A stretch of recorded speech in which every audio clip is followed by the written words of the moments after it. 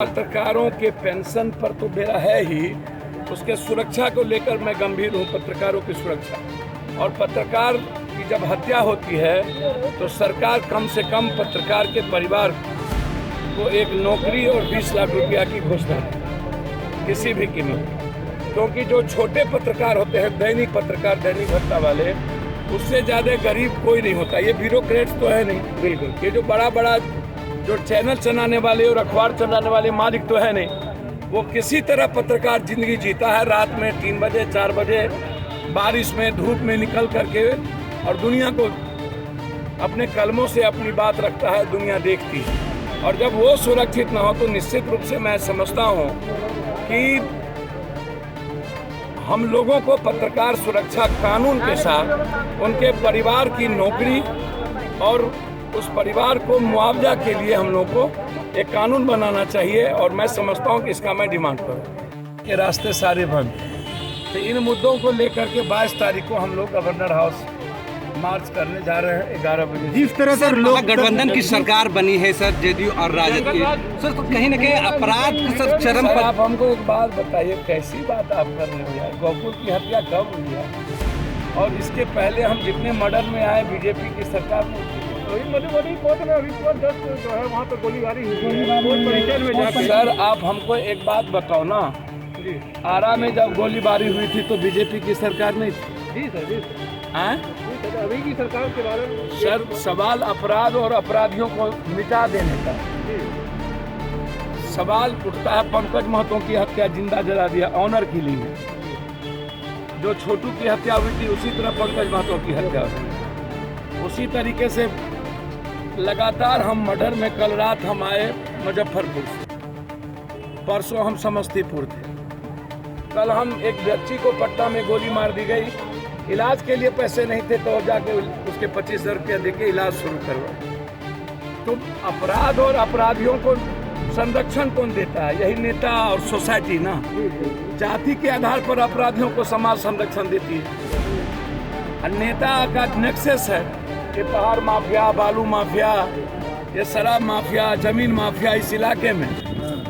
और गरीब पर कोई बहस नहीं है, बेरोजगारी पर कोई बहस नहीं है सर। तो हम बेरोजगारी पर लड़ने वाले लोग हैं सर। लगातार लोगों की मांग है सर।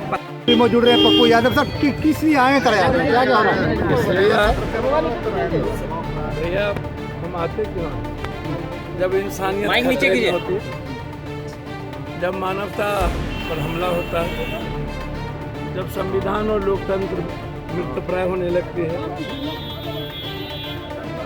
जब आप अपराध माफिया ये यदि राज करेंगे और लोकतंत्र को समाप्त करेंगे तो फिर पप्पू यादव को तो आना पड़ेगा। आप पत्रकार पंकज जी की जो मर्डर हुई, गोकुल यादव की, पंकज महतो याद आ गया समस्तीपुर में। भाई लोकतंत्र में लिखना, आवाज़ उठाना, जो चौथा स्तंभ है, लगातार उस पर हमला हो रहा है। हर दिन हम 2 दर्जन हत्या के बाद आते हैं और लगातार मेरी बातचीत जमुई एसपी से, डीआईजी से, सबसे होती रही।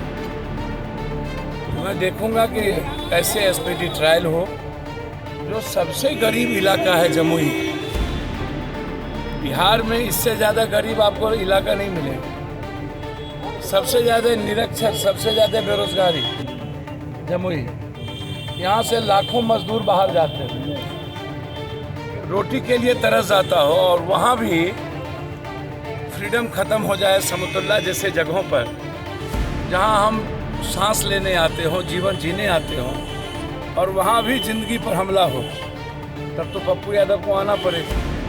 ये सवाल बहुत महत्वपूर्ण है कि इतनी बड़ी घटना और अभी तक किसी एमएलए एमपी का नहीं आना और कोई प्रतिक्रिया नहीं देना, सरकार एकदम मूक दर्शक बने रहे, तो कल के दिन हमारे जो चौथे स्तंभ है वो लिखेंगे कैसे?